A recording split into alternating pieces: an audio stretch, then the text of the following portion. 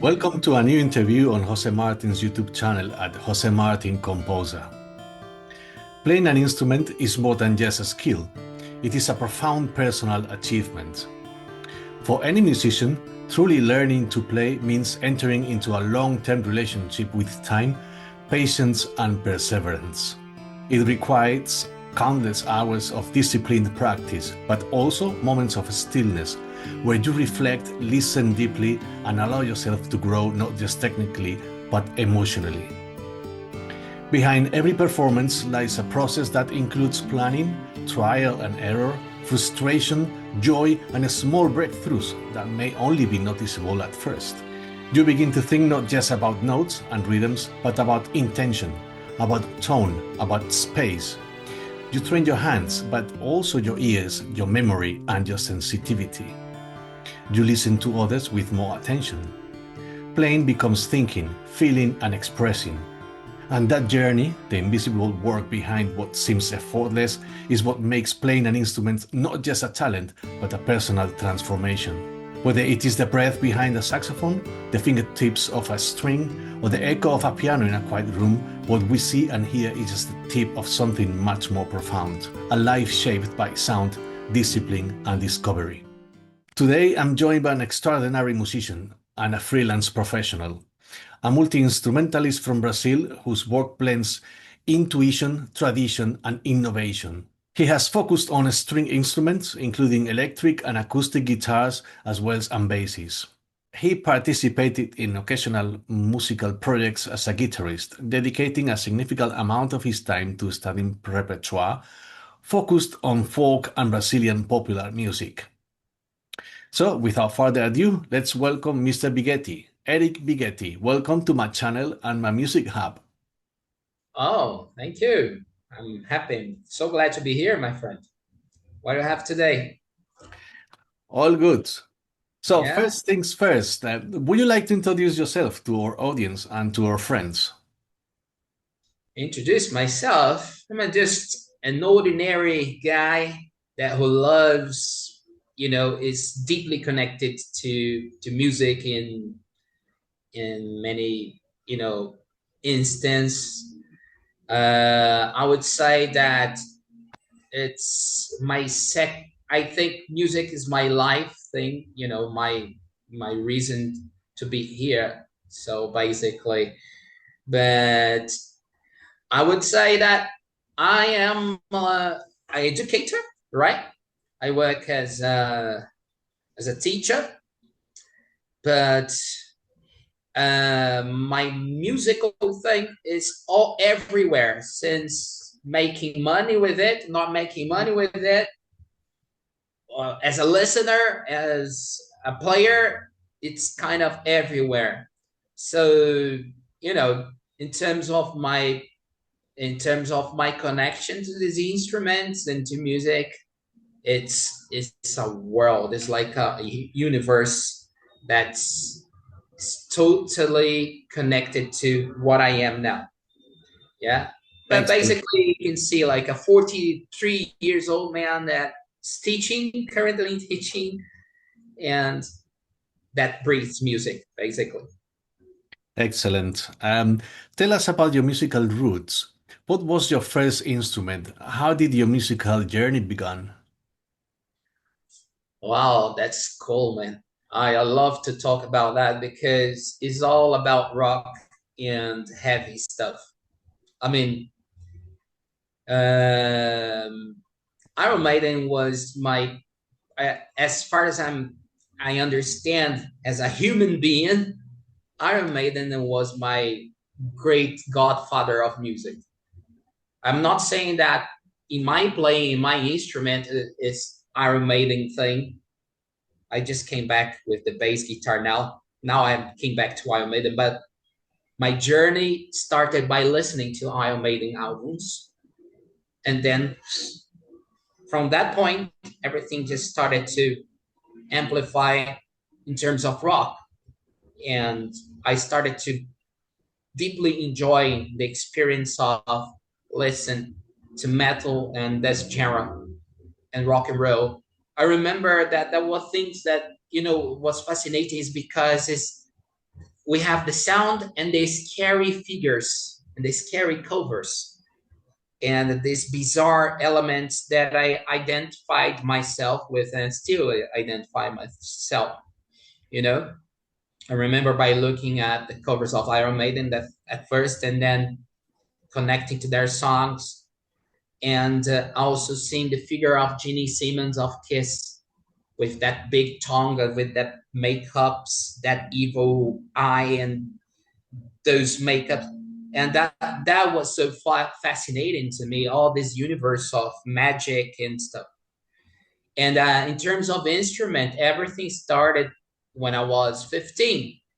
I was already a huge fan of rock. I mean, huge fan. I mean, full of CDs, albums, you know, Iron Maiden, Kiss, Judas Priest, Metallica, you know, a proper headbanger at that time. And it was frustrating because I only had an acoustic guitar to start with. And I couldn't do power chords, you know, power chords and guitar, only two fingers. And it sounded crap because that sound was so boring. And then that was like kind of first experience with bass lines, I would say, because I was playing just the bass root notes on the, you know, acoustic guitar, like nylon guitar back then. Like, so I was just playing the, you know, the root notes and following the songs intuitively, right? And that was back like when I was 15. And that was funny because since I didn't have an electric guitar, it was a bit frustrating because I wanted so badly, like, sound like a proper rock and proper, you know, at least close to these, you know, kind of sounds. And then I discovered the power chords by doing this thing. And 6 months later, I got my first electric guitar from my uncle because I broke his strings by playing his guitar. Yeah, I was playing his guitar and I just, you know, broke the strings and said, "No, you're never gonna do that again." And then I said, "Sorry, uncle. Think I was like playing. Not he was not like he didn't know about this. I was just playing. You know, he was working and I was playing his guitar. You know, only one chord, and that's it. And he got me a guitar. You're never gonna play my guitar again because you got your own now." And he handed me my first guitar. I still have it. Yeah, and that was like a blast for me, and that's how it began, you know. And I think my musical journey began with power chords. You know, if you can translate to the public, power chords, you put finger and the, like, the root note plus the fifth, I think, you know, and then you do like this.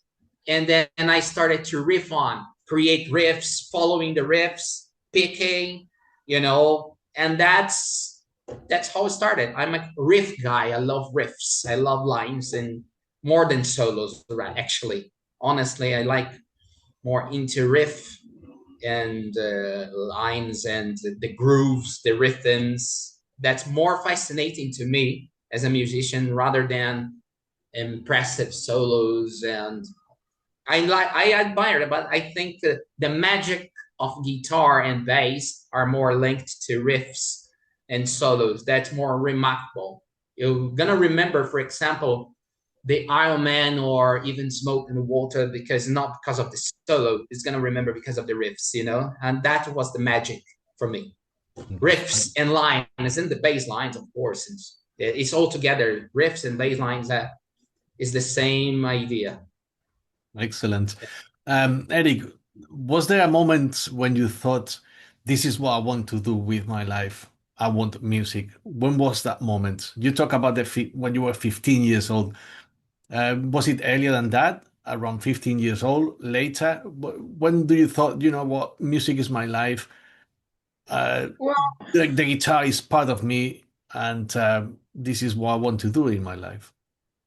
yeah, that's something interesting you're asking because we met each other in London, right? That's right. So Yes, when I made a decision to go to London, is because of that. Basically, it was a click on my mind.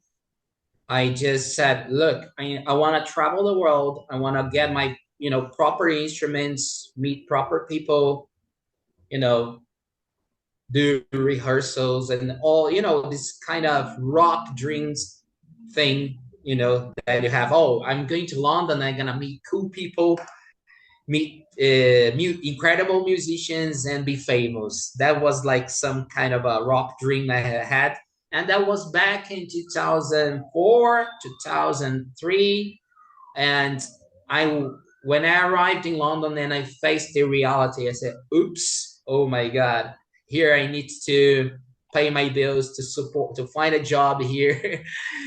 And I concluded half of the dream because I managed to get a Fender guitar, a proper guitar, proper instruments, but I didn't get famous, at the time. But that was funny though.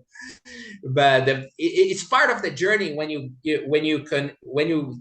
oh, you see this. Oh, I can now I'm seeing a Gibson. Oh, now I'm having a Fender. Oh, I have a Spanish thing, a proper Spanish one. So it's a kind of a universe that you find. It's a kind of a Disneyland for someone who likes music, isn't it? it is. It is. It is like It's following your dreams, and everything is. It feels like a dream. I remember when I first went to LA, and I don't remember the show, but it was like where all the rock artists used to go there, and mm, what was it like? Something Guitar LA. I don't remember exactly, but it's a long time ago. And I entered in that place and I saw all the guitars everywhere hanging, Jackson, you name it, Washburn. And I was like, oh my God, this is the dream. So I guess it was the same thing for you in London. yeah, and in London, also the thing is, it's all these instruments were like right there, and you could afford it. Even you were like a working class band. You don't need to be rich to get a proper Fender one. I got like I got a Gibson. I sold it well, a few years ago, but I my first Gibson was a Gibson Explorer, like James Hetfield thing, but it was like black and white. And if I still had it, it would be like really really good money right now. But I sold it 10 years ago. But anyways, that's the thing. I was like a working class boy. I was like on my 20s, so young, and I could see the concerts. I could hang out with friends in rock places, as we did a couple of times, me and you, and other few colleagues. And I remember this. All of these was like kind of overwhelmed. I was like, wow, I'm living kind of a dream. And but I've learned a hard lesson. It's good instruments. It's like not enough to build on our artistic journey or a connection. I didn't even realize what could I could do with those things.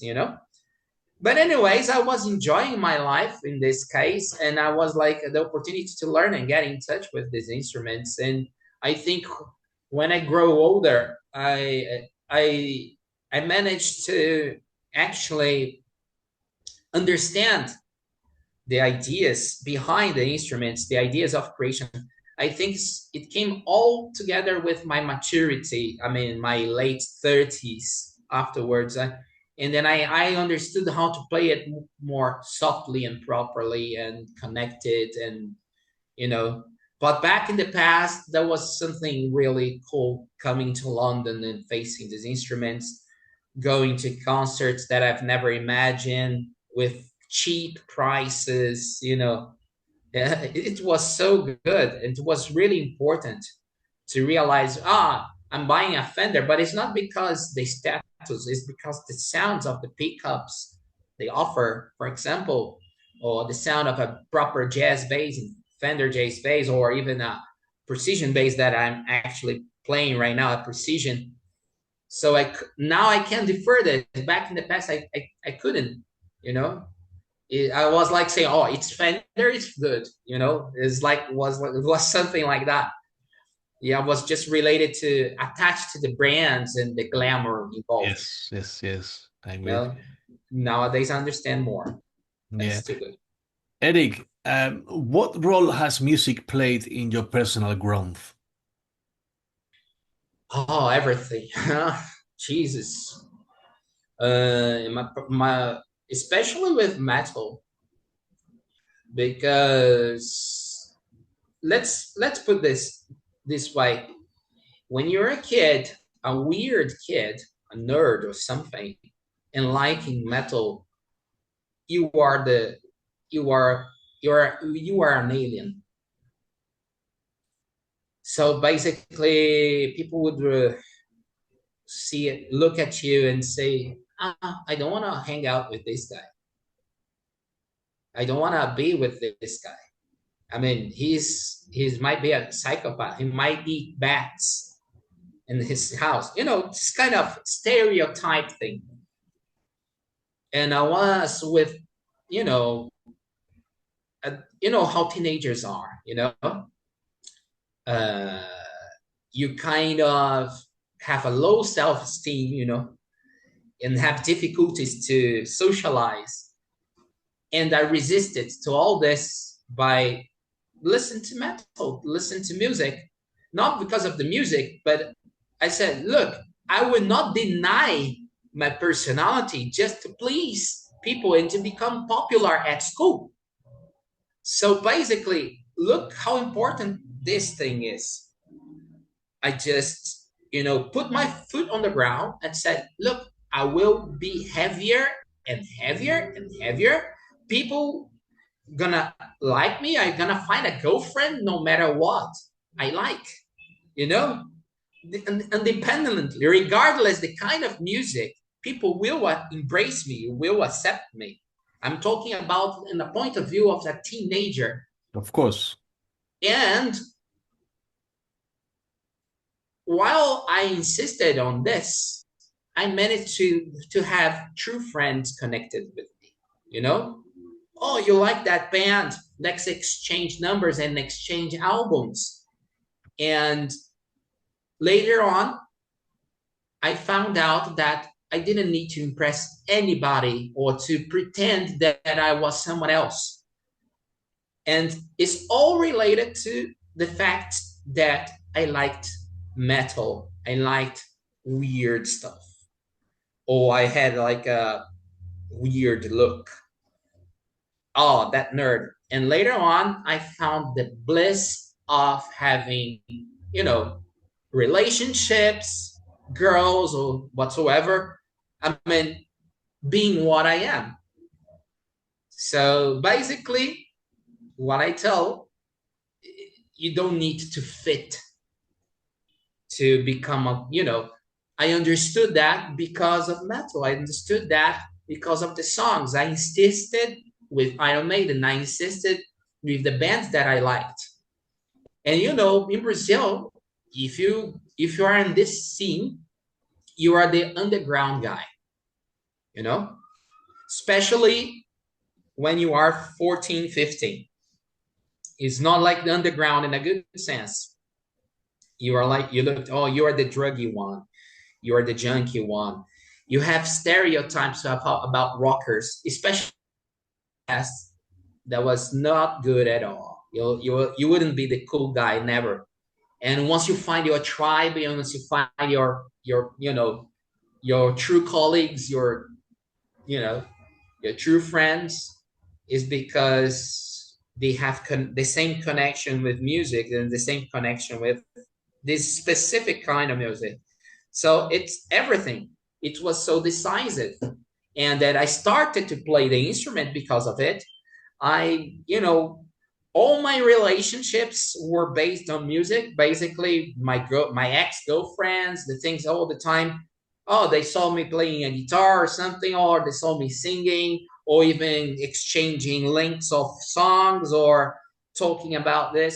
So totally decisive, my friend. I mean, totally something absurd. It's really good. I mean, I can't deny that part of my life is dedicated to this. You know, the self transformation is dedicated to this. Yeah. Excellent, excellent. Thank you. Eric, how does Brazil influence your sound? What sounds surrounded you growing up in Brazil? Because we know metal bands like Sepultura and Ratas da Porão, all these band was around, but as you mentioned, it was like not the trend. It wasn't like the big thing. It was like something marginal. But what other sounds were you exposed to? That's interesting. I discovered Brazilian music more when I decided to, in fact, move to another level and in terms of playing, of course. And I said, okay, since I play power chords on the electric guitar, play punk or play something heavier, I try to play like the acoustic guitars with proper chords. So it came up some magazines and with songs, Brazilian, Portuguese songs that I could sing along and see the chords. Yeah.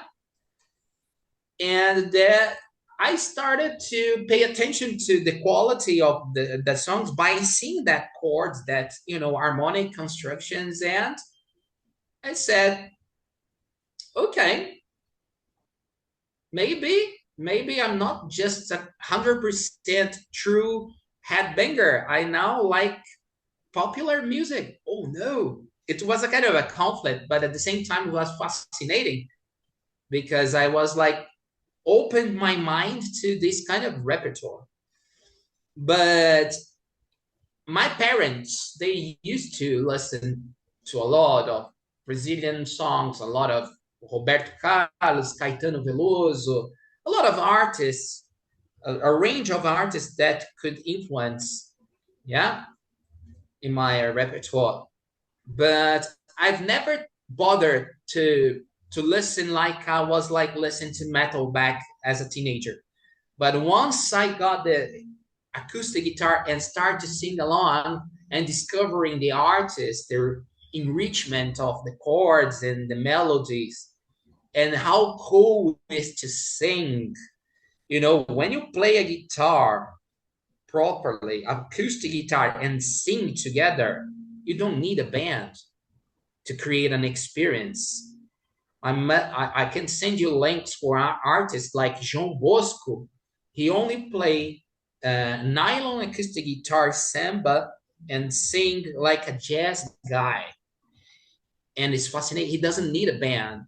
And that was like, whoa, like a wake up call to pay more attention to the acoustic and to the Latin, not just the Brazilian, but the Latin, like flamenco, Argentango, these kind of elements of the acoustics, it's also really fascinating. And yeah, I started to study my performance in terms of having a guitar in my hand and singing with, playing proper chords, and increasing my repertoires in my hands in terms of chords. And my ears started to pay attention with all what kind of harmonies that. And I discovered a lot in terms of Brazilian music.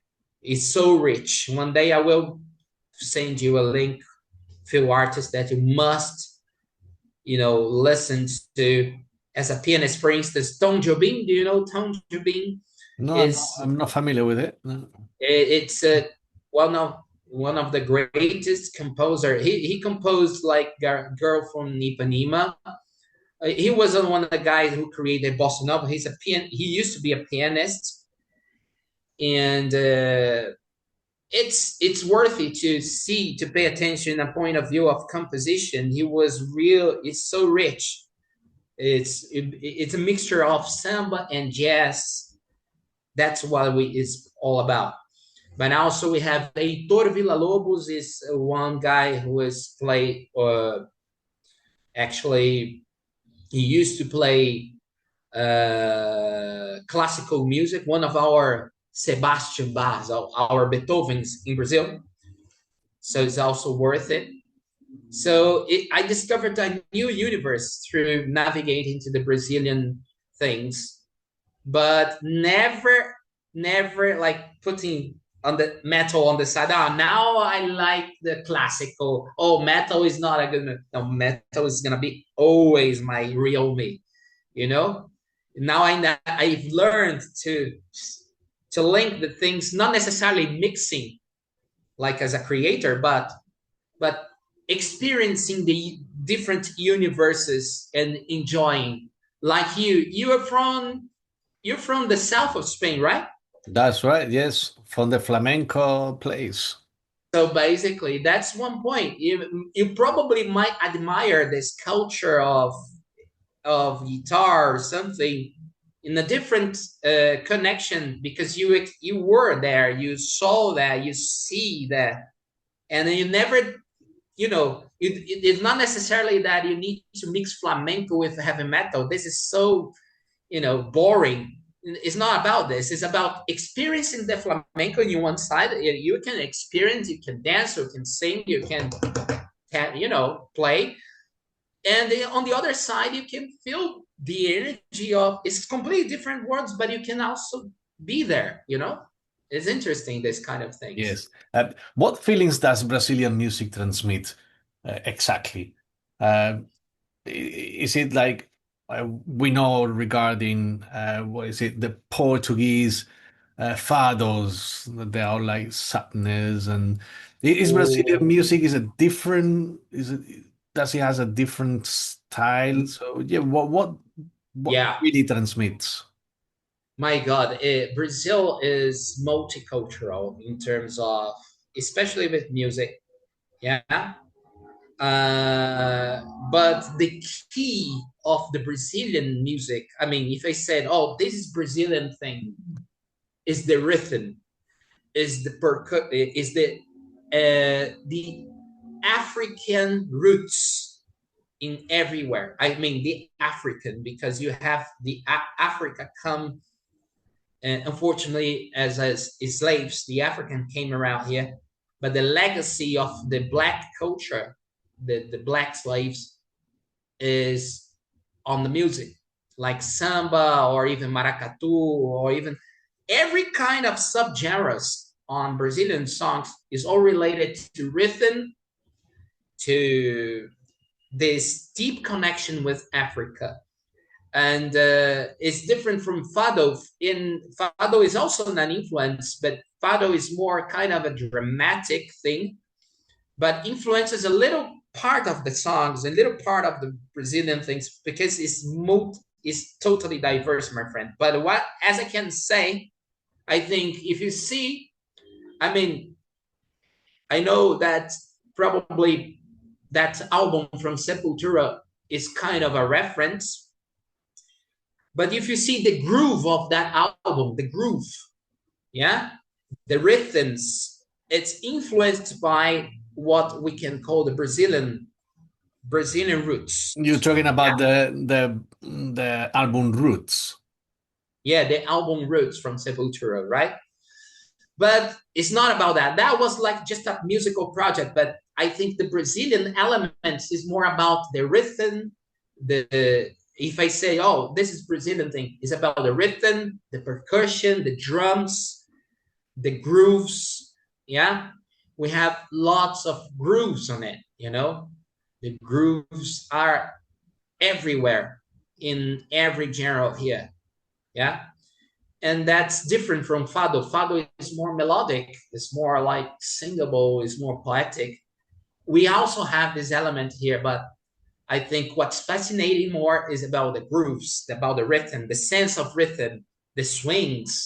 Yeah, it's very characteristical, and It is, you can apply on the playing it is too. interesting you're talking about Brazilian music and having the roots from Africa.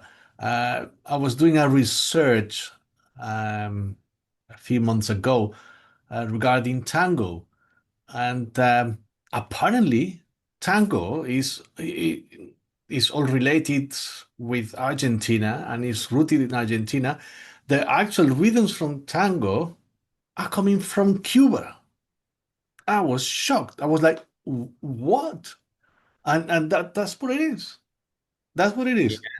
But somehow it was translated to the Argentinian culture. I was Mhm. shocked. I was completely mind blowing. Yeah, it's totally and if you see the Cuban roots is African too. So Africa, Cuba, and then Argentina. It's like you know, a flight connection. So Africa arrives in in Cuba, and then condense there, and then flow all the way to Argentina, and then Argentina create another identity on that, Yes, especially in it's, that playing, right? it's extraordinary finding all these things. Yeah. Yeah. Allow me a few seconds of your time to introduce my book series to you. It is called The Dark Star, a love comedy based on true events, with a twist of fiction, of course. It is honest, funny at times, and completely from the heart. You can find it now on Amazon at the link below. I hope it makes you laugh, maybe think a little, or just enjoy it. Thank you so much and see you soon. Do you think music has a universal emotional language? What does differ, let's say, Western music from Brazilian music? Are there any similarities or differences? Yes, there are. Because as we are all colonized and have these different backgrounds, the additional element that differs from, let's say, the European thing is the African element. That's the key of, you know, even with the South American music like salsa and Cuban salsa, uh, all these kind of things. But there are many aspects of their lyricism, I would say, with the words, the way in singing, maybe that's we had lots of from Spain or even Portugal, the Iberian thing, you know. I would say that there are dramatic elements of singing. It's all together. So in terms of identity, it's the combo between the lyricism of Europe, especially the Latin culture, this kind of dramatic elements on singing melodically, and the groove and the percussion, the drums from Africa. So all mixed together and blended, it you have sort of Brazilian identity in terms of music. But as I said to you, it differs from regions to regions here. In the South, we have more, influences from the culture from South America. Up north is more influenced by the African things. In Rio is samba, totally samba. So it's big country, my friend. We're talking about a great. It's like continental dimension. So it varies a lot, in terms of it's difficult to say what is in fact a Brazilian thing, but let's put it short. I think it's the blend between the lyricism of Europe and the rhythms of Africa. And that's blended together and gives you this freshness and this kind of things that is incredible to listen to. Is there any difference between Rio de Janeiro and Sao Paulo in terms of, let's say, folk music? Well, my God, Rio de Janeiro and São Paulo, we're talking about capitals. I mean, cosmopolitan capitals here. I think São Paulo is more influenced by the American music, I would say, back in the past, in terms of rock and rolls, you know.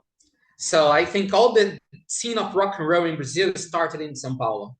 You know, even rock and roll in Portuguese, rock and roll, from Britain, from America, and that's, I would say, rock and roll is more concentrated here in São Paulo.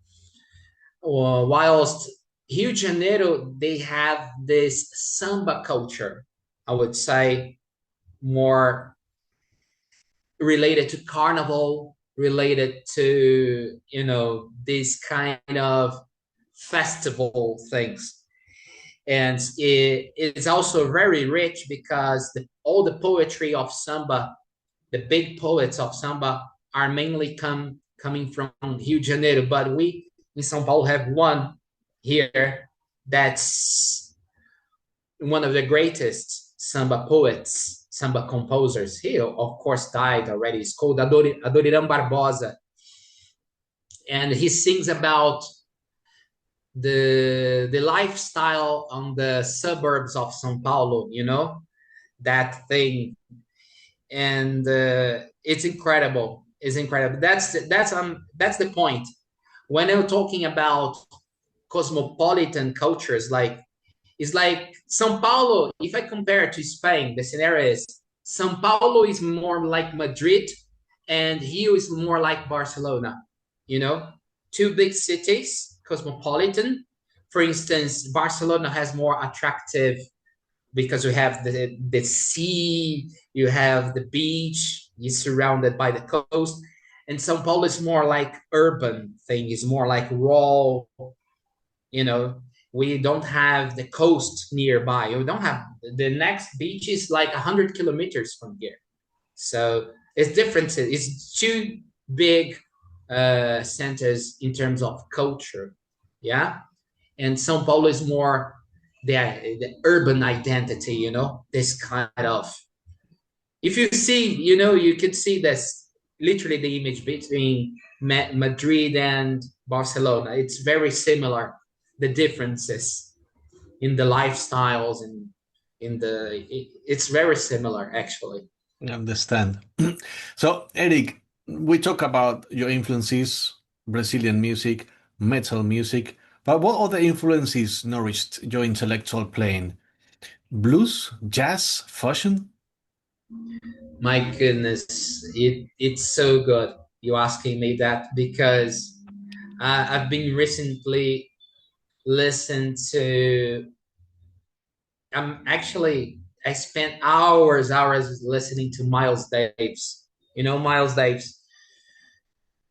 He's as an artist, I wouldn't say he's a jazz artist, of course, but Miles Davis is something unique because he speaks through that trumpet, in a way that is absolutely connects to all genres in terms of expression.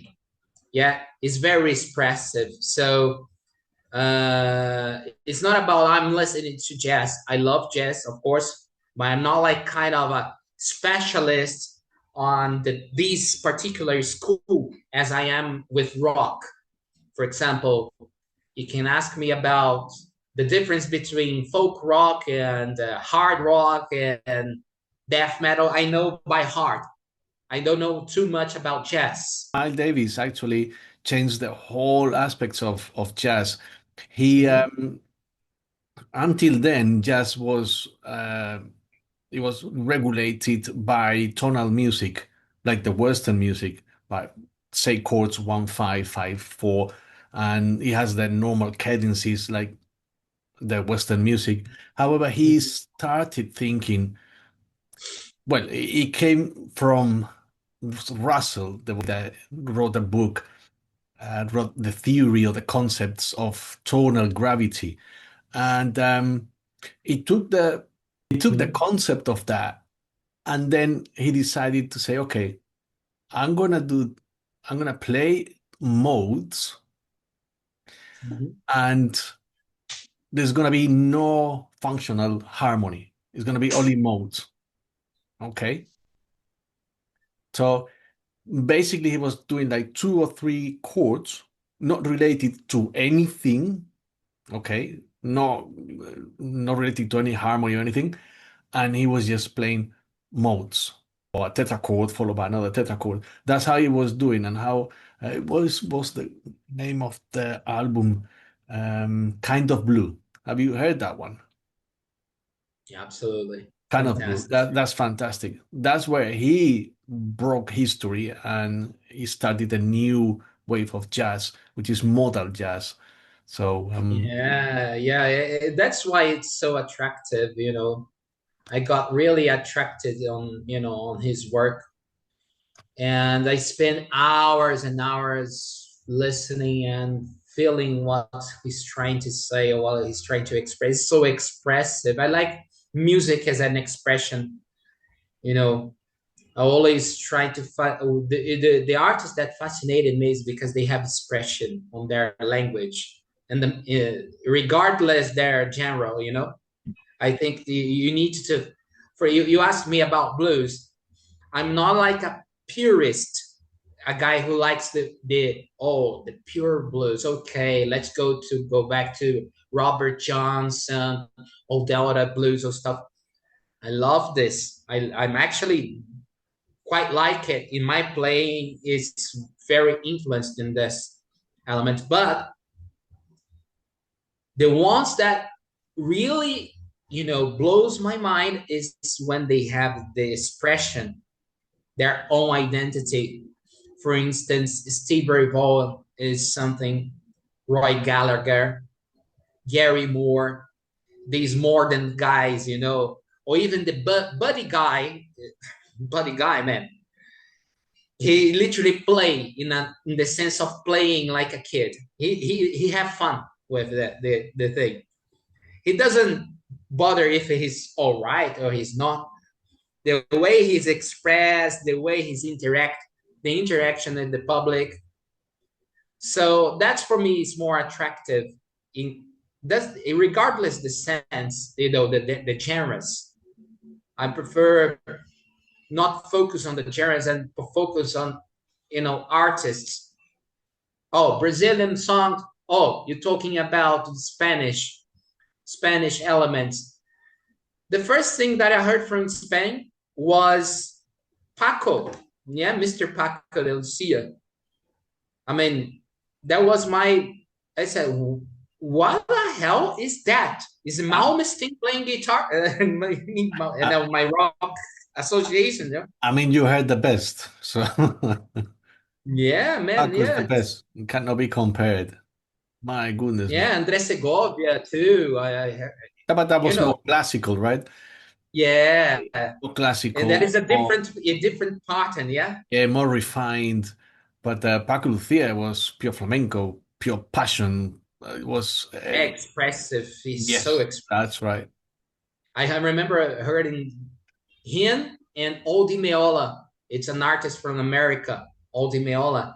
That was the They play, trio, yeah, right? They were doing a yeah, trio, Aldi Meola, Paco de Lucia. yeah. Who else?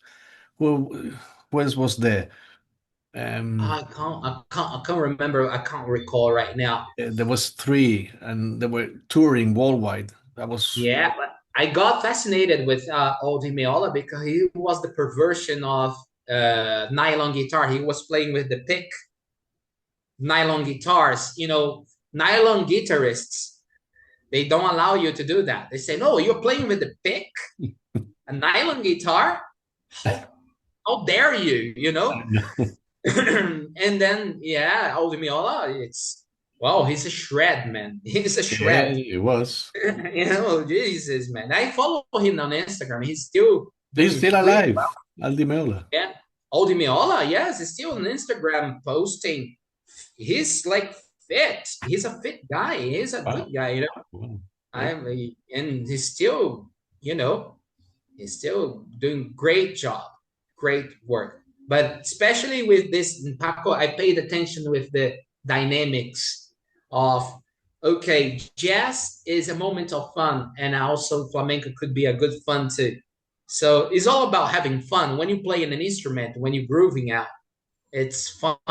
I agree. I agree. If Yeah. if you, I know that there is lots of practice, lot of discipline, lot Yeah. of intensity, and it takes like some people do more than 8 hours a day and 7 days a week, just practicing. But sometimes you feel like, you know what, you're losing what music is about. Because music is not just practicing and be perfect at the instrument. It is also to enjoy what you're doing. And if Yeah. you lose that, then what's the point? What's the point? The main thing of Yeah. music is enjoy expressing yourself. If you lose that, then I think there is not much point on it. Yeah, I mean, it sounds like vague, I don't know, artificial. If you see someone who is technically so good and wants to impress, you see like a soulless. You know, I would Right. say that it's That's right. something. For me, it doesn't attract me at all. Technicities. This kind of, I don't know. I rather have this combinations with simplicity, expression, notes on the right points. That's important. That's I've learned from blues. You don't need to be so fast. If you listen to B.B. King, it's the one of the greatest experiences in life, and it sounds easy, but it's not easy to have this timing. But You was know, it was it Beethoven that said that to make a mistake is okay, but playing uh, without intention or without feeling is unacceptable? Was it him saying that? Beethoven, I I think. think so. I don't. I know. Don't I remember. heard this call. I heard this call. Or Yeah. maybe this is something that is on Facebook, but it's not. It's just a fake thing. Am I It's full of researching this. it? Am Yeah, I it's full. researching it? That's incredible. But Listen, yeah, Eric, you are a self-taught artist. What do you think are the advantages or the disadvantages from formal education in music? What is your perspective? okay. I think it's something. The great advantage of learning in an instrument, scientifically, it's been proved that you can access parts of your brains and increase your intelligence and your functionalities of your brain cells by forcing yourself learning an instrument, whatever instrument you're learning properly. You actually giving a message to your brain that, oh, you are actually accessing a new universe. So basically you increase your range, your repertoire. You actually improve your intelligence. I'm talking about brain, right? But on the other hand, it's frustrating because some people find it so difficult, and they have this orientation to be perfect, the perfectionism. It's sometimes intimidating. Yeah. If you put someone to learn guitar with a different personality or different perception, this person might be frustrating because his or their hands or whatever could respond differently from my hands or from my style, my orientation. So basically, it's a self-discovery. It's kind of tough talking about that. I think it's something more. You need to orientate people and guide people more, rather than force them to learn an instrument. Right? That's one of my point of views. Yeah. And the other aspect is the new thing. I think people, they are missing out something nowadays.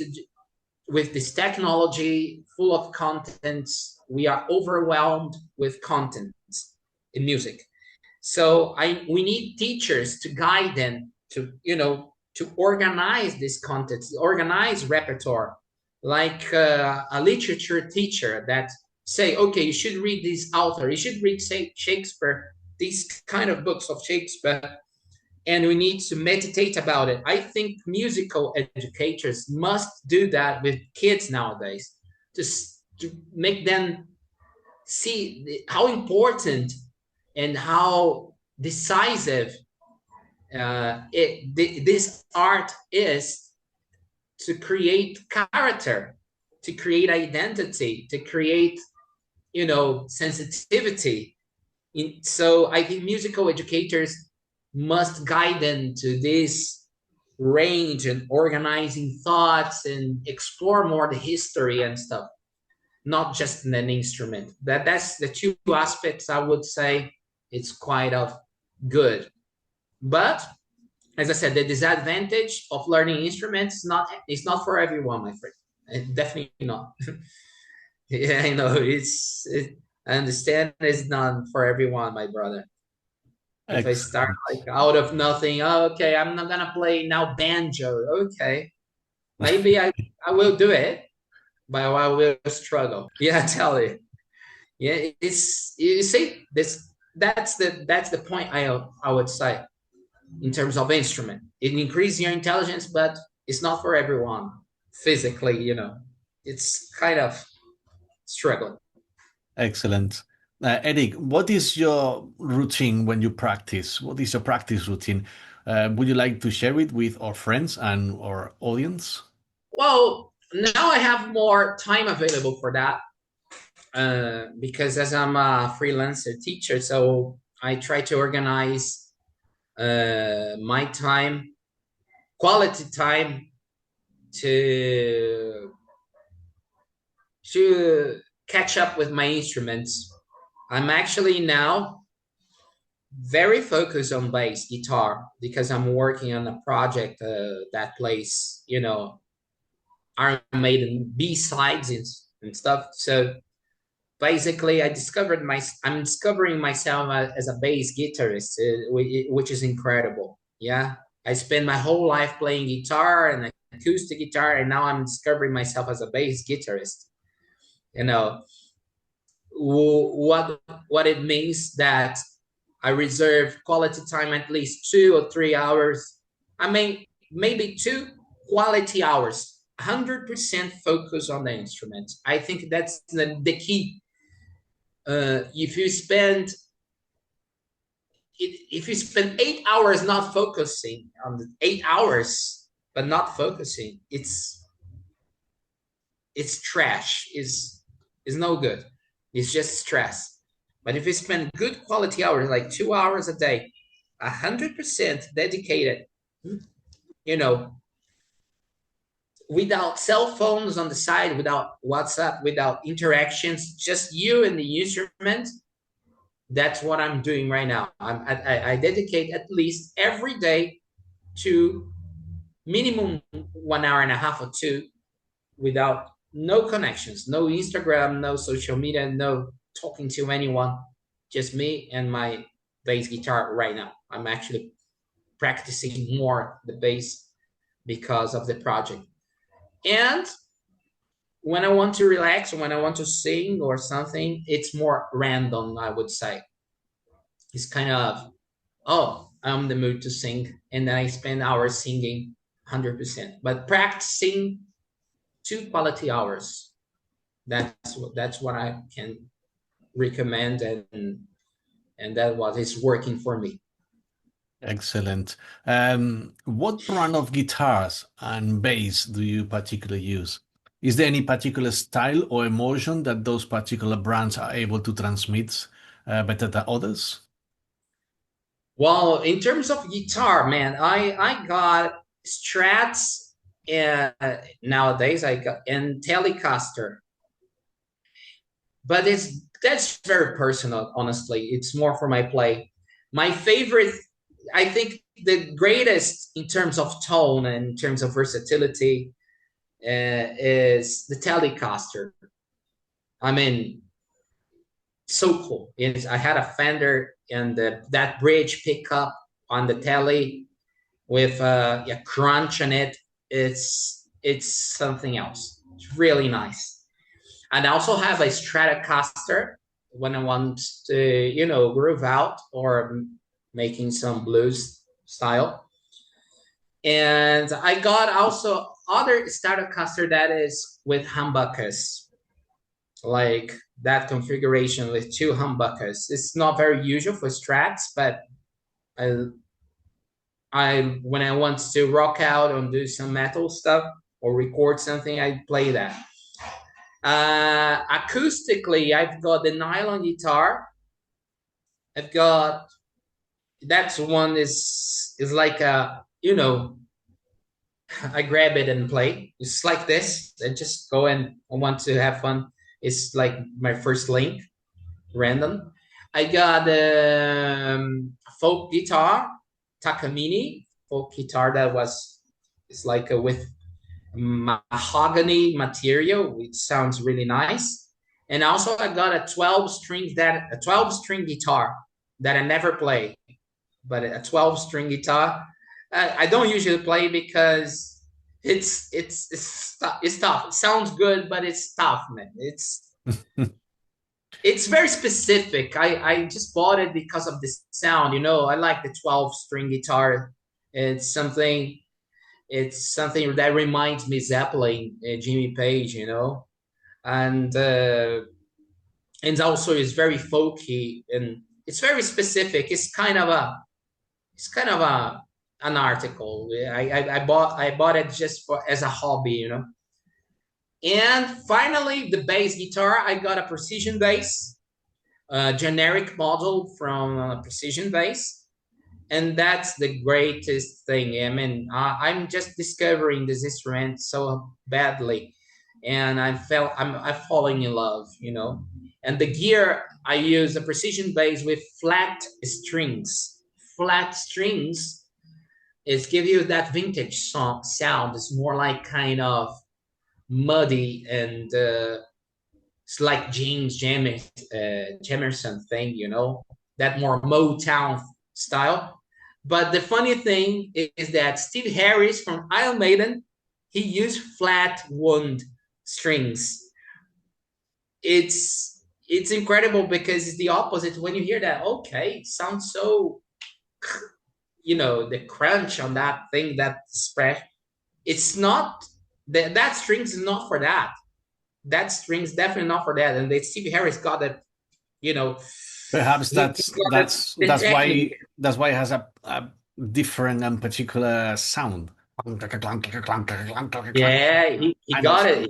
It's his right hand that makes the difference, and then you can do that, and it's quite challenging, and I love it.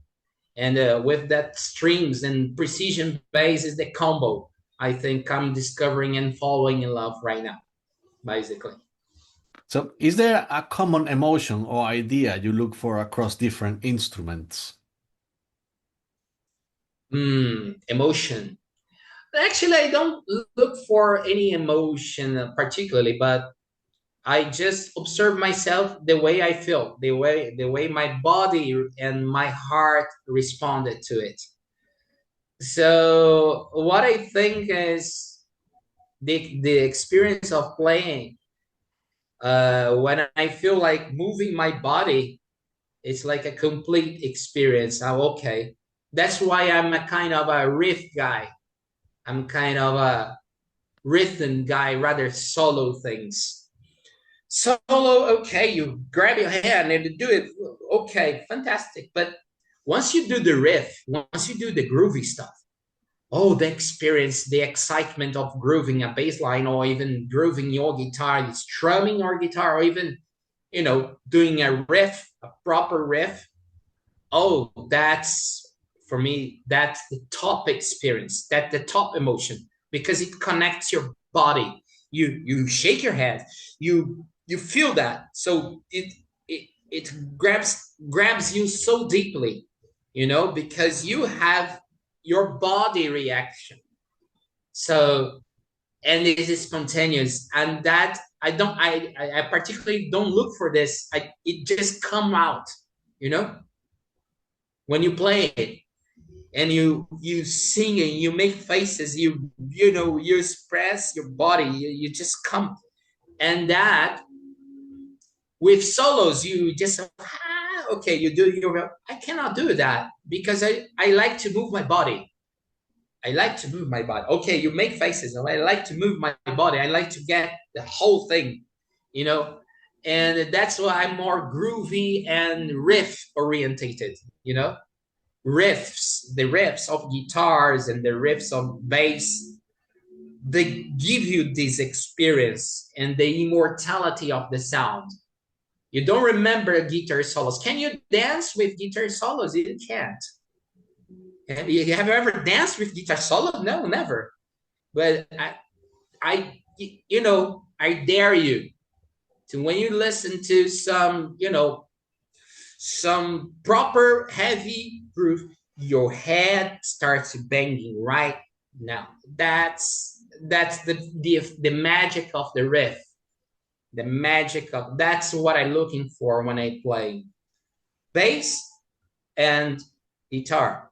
And while I'm playing the acoustics, I like to sing along. I like to have my own karaoke, and singing and having fun, using my musicality, using the strumming things. But that's what, in terms of emotion, that's it. I cannot tell anything else. Right. Thank you very much. Eric, how important is improvisation in your process? Is there any connection between the music you play and jazz music?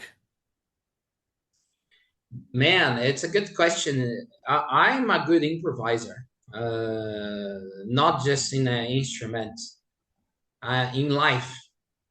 Sometimes I allow myself to commit mistakes. So for me, improvisation is all about this. You express yourself. There is no right notes. There is language. There is vocabulary. You learn vocabulary. As much vocabulary you've got, it allows you to improvise more, even in a conversation. So what I'm talking now, I didn't script it. I'm improvising. So it applies in music too. So basically, I understood jazz like, okay, more about jazz. As I said, I'm not very well. I love jazz, but I don't have the same knowledge about jazz as I have in rock and roll and blues, for example. But I understand what they are for. Yeah, it's about getting this vocabulary condensed and express themselves in like sophisticated vocabulary.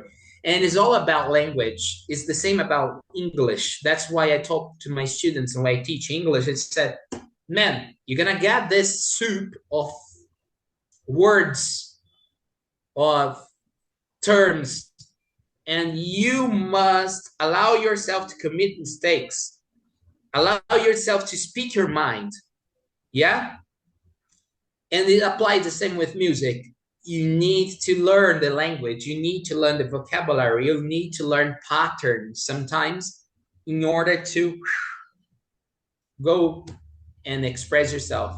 And yes, it's connected to jazz, but firstly, I connected to my language thing, the knowledge about language, the knowledge about vocabulary, the knowledge about this thing. It's so cool, absolutely cool discovering that. every day discovering new things, every day, every day. Allow me a few seconds of your time to introduce my book series to you. It is called The Dark Star, a love comedy based on true events, with a twist of fiction, of course. It is honest, funny at times, and completely from the heart. You can find it now on Amazon at the link below. I hope it makes you laugh, maybe think a little, or just enjoy it. Thank you so much and see you soon. Eric, when you are in the composition stage, do you start with rhythm, melody, harmony, or perhaps something else?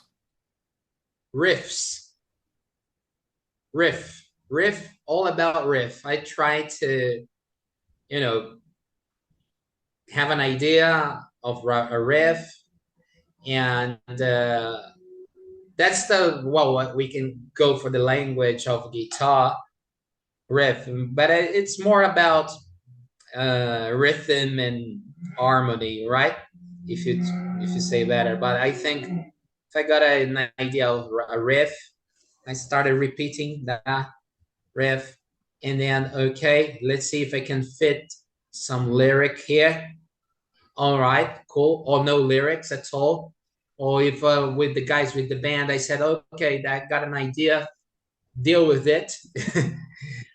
So I have this riff, create your lyric, and so basically it's all about riffing along with the bass, with the guitar, sometimes strumming the guitar, the acoustic, but mainly on bass or electric guitar. Riffing is the key all the time, all the way.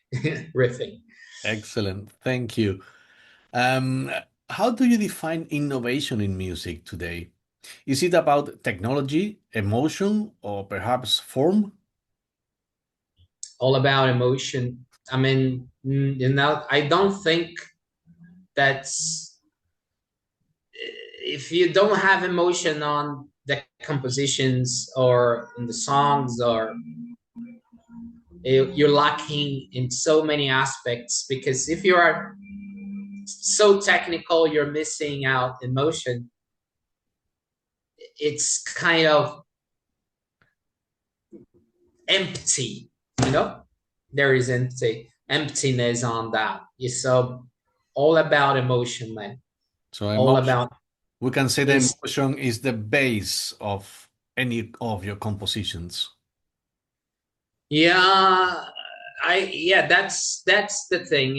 The moods, and you create atmospheres. I try to think about scenarios in my mind. It's very complex to define, because emotions are sparks, just sparks, like, and then the flames, the fire, it's the whole process, that you need to keep going, and you keep feeding. But emotions are sparks, basically sparks. And that's the key in the composition, in all aspects. I think if you're lacking on emotions or vibes or atmospheres or scenarios, it's empty. Technique is not enough. And also about language too, of course, improvising and stuff, but you need to feel it. You need to create a mood. You need to, okay, now I will rock on, or now I'm gonna be mellow, because my mood is mellow. So maybe my instrument will gonna sound mellow too. So that's the thing in any instrument, I would say. That's right. Do you think music reflects something more profound about our existence? About existence, not necessarily the existence, but I would say it's more living in the present. I think the main difficulties nowadays with the technologies and the keys that we have, we are lacking in presence, to be present in the moment, like mindfulness, this concept of being mindful. Yeah. And that's it. It's about giving presence to other aspects in life, since when you're eating properly and you're like tasting the delicious food, your water, your appreciation of contemplate your garden, the nature, the rain falling. So it's all about presence, and we're lacking on presence because you're all the time trying to connect and searching for infos and searching for meaning with the technology. So basically, that's the main impact in terms of existence. Musics allow you to work on presence. If you're not present when you play, it's meaningless. So it's meaningless, totally meaningless what you're doing, because you are just artificially making sounds, right? So it's all about presence. Even, let's say, a quality time, 5 minutes playing with presence makes a huge difference when you're just uh, thinking something else and exercising. This is totally useless if you don't put presence. And in every part of life, in every aspect, I think this characteristic of this generation is lacking of presence. To enjoy the moment, to put presence in making love, in riding your bike, in your eating, in your so music is the channel to work on this. It's all related to musical education, right? So it's all related to meditation. But you see, that's all connected, all linked. If you don't put presence, it's totally meaningless. Put presence on your listening, put presence when you're playing, especially in listening. You need to be a good listener too. I think it's a key to learn music, to be a good listener. Yeah. Excellent.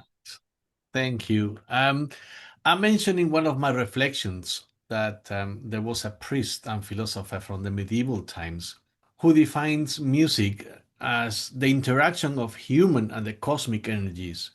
Do you learn something new about yourself during the composition process? Not just by the composition, but by listening to music all the time. All the time. I learn a lot every day. As I said to you, every day is like a cosmic process. And this cosmic connection, it does exist. It does. Yeah. And it's incredible because you cannot describe what is the sensation and how it is having these creations in your hands, or even listening to excellent artists like I was talking to you about Miles Davis and listening to him.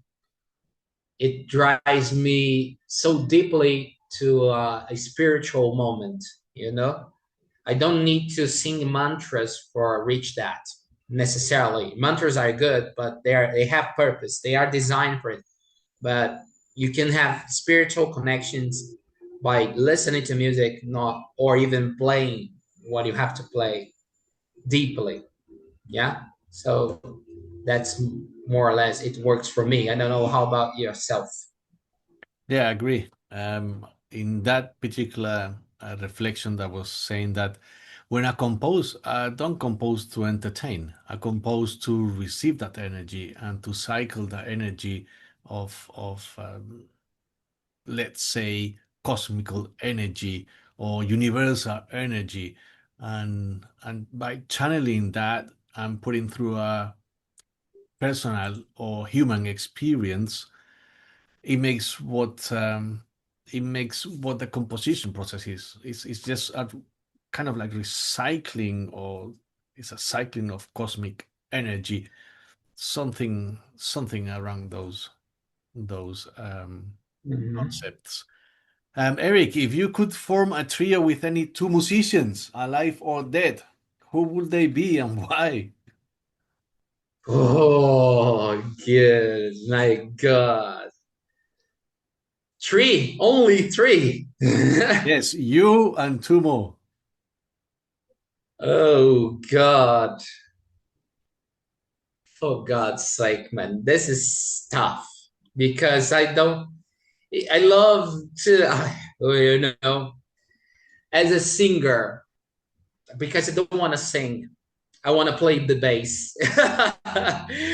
Plays the bass. I feel like laid back. I think bass is a very laid back instrument in terms of being in a band because you enjoy the guys that you are playing with, for example. Oh, okay, man. A trio. I would play bass for Mr. Steve Revolt. He's singing and playing guitar. I would following him on the bass and just appreciating him. And the drummer that if I'm playing with Steve singing, um, the drum it doesn't require a lot of technical drum, but I like the tone of John Bohan. Jesus Christ, I love him. I mean, the tone of his drums. Oh Jesus, the tone. It's not about the technique, but the tone, the aggressive tone. And imagine I'm playing with John and Steve Revolt. Oh my goodness! So both are dead. See, yeah, that would be. I mean, I would do my layback bass and let them flow it, and I will groove it with John. Groove it with my bass thing. So bad. That was cool because I understand that I cannot reach the same level of Steve Ray Vaughan emotion of stage emotion. Have you ever seen him playing in a concert? Jesus, he's got the feeling, he's got the speed, he's got the sing skills, he's got the things, the swing. It's incredible. I would just want to watch him and do my bass lines and imagine with just Jason Jones in the background playing the drums. Oh no, that's quite a match. Unbelievable. Oh dear me. Oh dear. Truly is. No doubt. Right. That's it. Mhm. That's That's it. That's all. No more to say, man. Full okay. stop. Trio, right? You said trio, so Yes, it's you and two more. That's it. and one and two more. That's it. No doubt. I'm actually stick my foot on the ground. These two, unquestionable. Excellent. Eric, what do you hope people feel or realize when they hear your music? Honestly, I don't hope anything. I don't put any kind of expectation.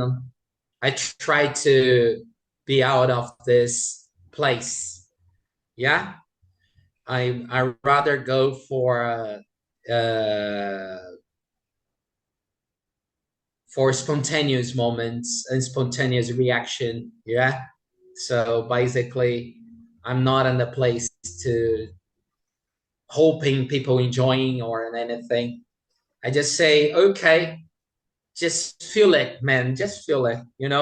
If you like it, okay. If you don't, okay. It's totally fine for me. The important thing is I like good listeners. I appreciate good listeners. If someone is truly good listener, that probably they might enjoy as they might enjoy the experience or no. And that's it. That's okay. No expectations at all. Eric, I recently listened to one composer that said that music, in order to be actually music, needs to be liked by the audience. The purpose of that music, in order to be music or in order to be art, it has to be liked. So music that is for your own self is not actually music in the sense of the art. Do you agree with that? Man, it's got a point. Totally. But I would change the word. Like to appreciate it. It's different words. Like is like completely agreed, and it's like I like pizza, you know? It's different to say I appreciate pizza. I think that's the point. Music should be appreciated, not like it. Yeah, I don't know if I'm quite clear on that, but I think it involves a relationship, creating a connection, and enjoy the experience. And this is not just like, ah, I heard people saying, "Oh, I like Iron Maiden." Oh, really? What songs? What's your relation with Iron Maiden? And they blow their minds. They say, "I don't know." They don't know what connects Iron Maiden to them. Or it's easy to say, "I like this, I like that." So you see what I'm getting, and I think it's got a point in terms music should be appreciated and should be acknowledged too, you know. Right, but there is a difference between creating music for the audience than creating Yeah. music for you. You can, Mhm. I mean, I disagree with him in the sense that when you create your music for you, or I'll say, when people say, I create my music, that's it. If people like it, okay. If people don't like it, that's fine because it's Mhm. my music, right? So Understand. his point kind of was like, that's not art because you should compose for the audience in order to be art. Yeah. I understand what he's trying to say. I think he's trying to say, how can you reach, not just be in a box. I believe that he was trying to say that, but probably he expressed himself. Okay, when you are a musician, when you are creating, you need to think about, oh, okay, that public. You need to think about publics. You need to think about audiences, and that's completely wrong. That's completely misunderstood. But in terms of appreciation, you're not creating just for the sake of your own appreciation. You create for a collective appreciation. I mean, it's a extension of yourself to others. In this sense, I agree. In terms of, okay, if you're just creating to please you, yeah, to please your ego, it's kind of really selfish way to be stick with. But of course, you don't need to care about, oh, this public, oh, there is a public there I need to reach. I need to get it. I need to grab it. I need that marketing. Okay, after you are having a career, you are changing. For example, what Metallica did back in the past, for example, they were clearly thinking about, okay, reach different publics, and that's in one thing. But you see, the bridge is, firstly, you have to extern yourself and create a sense of identity and spontaneous appreciation. And there is an exchange. You need public, you need someone to acknowledge your songs, to say, okay, I'm connected with you, I'm connected. So, and you shouldn't orientate things just for your sake. You should orientate for the sake of be appreciated. I mean, to be, could be two or three or millions. You understand? uh, you never know. If you have the intention, oh, I'm gonna make this song to reach millions of people, it's too greedy, it's too ambitious sometimes. But some people, there are some bands, there are no doubt they could do that in a real good quality. Like Kiss, when they started, they said, no, I want to play rock and roll for a massive audience. I want to create a shocking atmosphere. They knew what they're doing. They actually, yeah, it's kind of foot on the door, boom. And that's cool too, You see? So there is a bridge, there's a thin line between that. If you're thinking about, okay, I'm creating songs just to please people, is worthless. But if you think about, oh, I will appreciate what I'm here creating, and the intention is a collective appreciation in terms spontaneity in terms of it. It's okay too, but you need this bridge. Otherwise, it's just you just sound it to yourself, and then okay, and then you play in your room. You're happy enough. That's okay. That's your own therapy, your own hobby. But art needs to be appreciated and knowledgeable. Yeah, that's one point. It's a good polemical that it's misunderstood somehow. Yeah, probably he wasn't happy with liked music should be liked. Oh, you need to design your sound to the public. You need to be devoted to the public. And it's not like that. Otherwise, Nirvana wouldn't exist, or, it needs to be spontaneous, man. It's spontaneous exchanging, Totally. I agree. Eric, what advice would you give to young musicians exploring multiple instruments? Firstly, listen. Listen a lot. Spend the quality of time of listen quality music. Create connections with this music. True connections, right? Really good, passionate, and that's it. The first step is listening and vibing with what you're listening to, because it's pointless to listen the things superficially and say, oh, I like this artist, and you don't know a thing about it. You don't have any connection. So first of all, listen as much as you can with quality, presence, and that's it. Second step, okay, since you are a good listener, you appreciate the songs, you appreciate the music. Okay, you try your best to fit in, to cover them, or to, you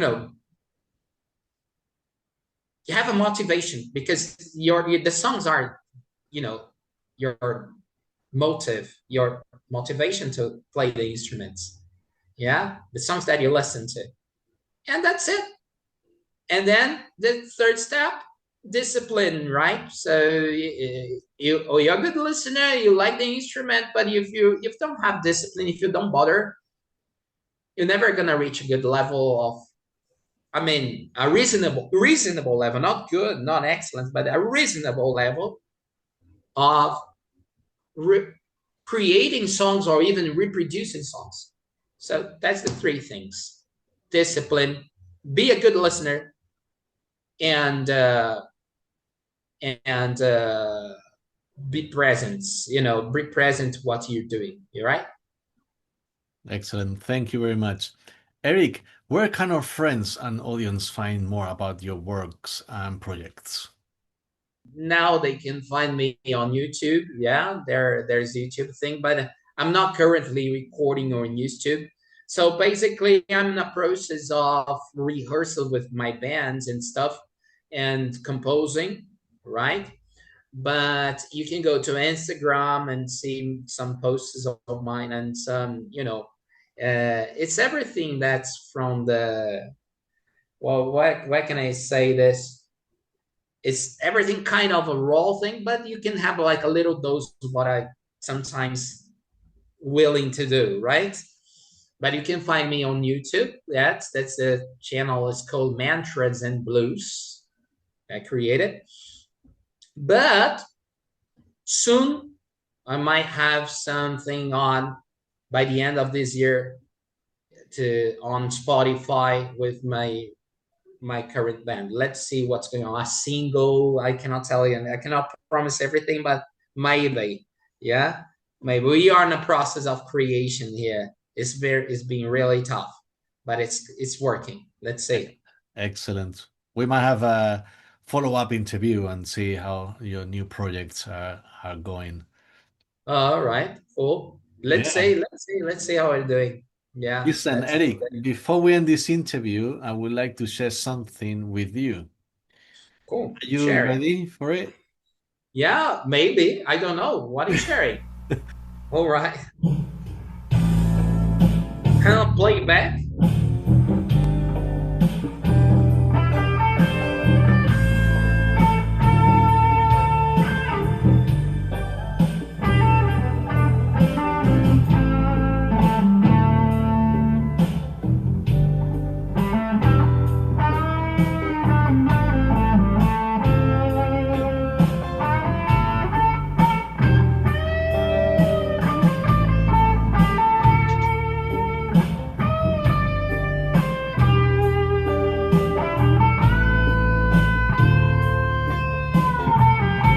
Yeah.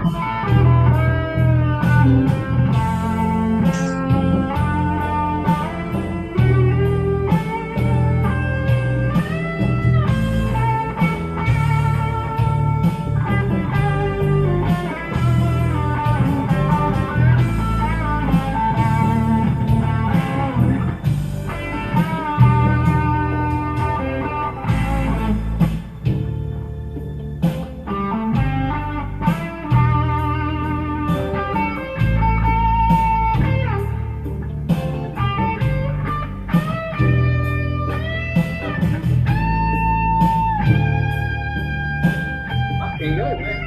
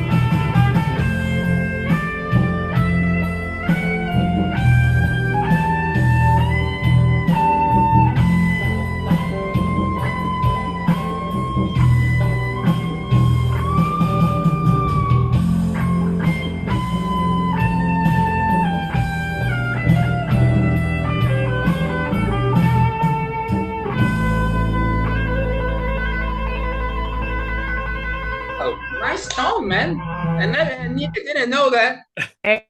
You managed to find out 15 years old, but that was nice tone. Surprising, yeah. Quite nice. I'm glad that you liked it. Yeah, that was quite nice tone. And I tell you what, it's incredible because it's been 15 years ago, and then I remember recording this all improvised, no, nothing, zero, zero, zero tabs, nothing, all just improvisation. Sounds like kind of Gary Moore-ish style, you know. I'm very influenced by this guy, so to be honest with you. And the tele sound really nice. It was plugged on my combo, Mesa Boogie combo. What I got here. Yeah, that's the intention. That was cool, man. Thank you. Thank you Welcome, welcome. for sharing, man. You like it? Yeah, that's Yeah, cool, it right? was good. It sounded very bluesy, was it? Yeah, man. And of course, I love it. Yeah, and I still got these veins, but to make it sounded great, I didn't have just, you know, an interface, anything. Was just shot it really, really, really raw shot, like on a webcam. I put it really, I turn it loud, and then, okay, one go. Let's go. No edition, nothing, zero editions. Just go for it. You know, that's cool, man. Awesome. Very nice, my friend. Excellent. Eric Bighetti, thank you for taking the time to join us today and talk to us. I honestly believe we have learned many things in this exceptional interview. Sure. Again, thank you so much. See you soon. Oh, thank you very much. It's good to see you again and talk to you again after long time of gap, you know, but that's really interesting experience. And I'm here anytime when I catch up, when I do some work on the topics and exchanging ideas, we can do something together. All right, my friend? Okay, Vista. Thank you very much indeed, man. Thank you. Take care. Bye.